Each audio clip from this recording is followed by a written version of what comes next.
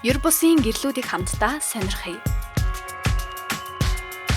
Colorspin гэгдэх энэхүү өнгөлөг гэрлийг Италийн Digital Habits фирм зохион бүтээжээ. Уг гэрэл нь орчин тойрноос хамаарч өнгө нь өөрчлөгддгөөрөө онцлог юм. Тодорхойлбол гэрэлд өнгө мэдрэгч суйрлуулсан бөгөөд өрөөнд зөнхлөх өнгийг даган гэрэл автоматар хувирч өөрчлөгддөг. Энэ бол баталгаажсан хамелеон эффект.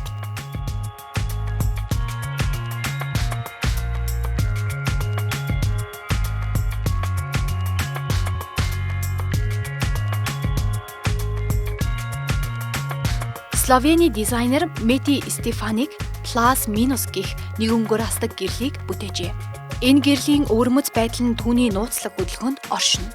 Хуруугаараа зөөлөн хүрэхэд гэрлийн байрлал нь өөрчлөгдөх бөгөөд энэхүү ажиллагаа нь ер бусын гулсдаг механизмын тусламжтайгаар бий болдог.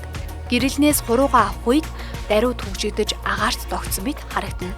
Шинэлэг тун энгийн механизм нь гэрлийг хүссэн байрлалаараа тохируулах боломжийг хэрэглэгчдэд олгодог.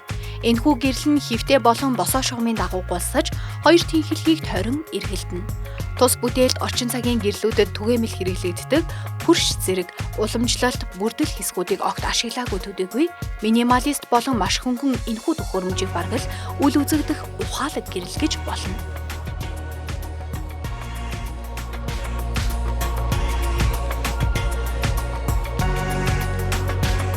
Дараагийн гэрлийг Velociraptor үлэг гөрвлээс сэтгэлэн бүтээжээ. Уд дизайн болон Fangus-ийн гаргасан Raptor Lamp 2 тэг нь яг л тоглоом мэт харагдана. Гэрлийг тохируулахдаа LED-с бүрдсэн үлэг гөрвлийн эрүүг нээж хан нэг чигт тусгах эсвэл орчныг бүхэлдэн гэрэлтүүлэх хормоос сонгох боломжтой. Уг гэрэл нь мөн хүчтэй тохируулагчтай бөгөөд суурийг нь ухаалаг утас тогтоогч маягаар ашиглаж болно.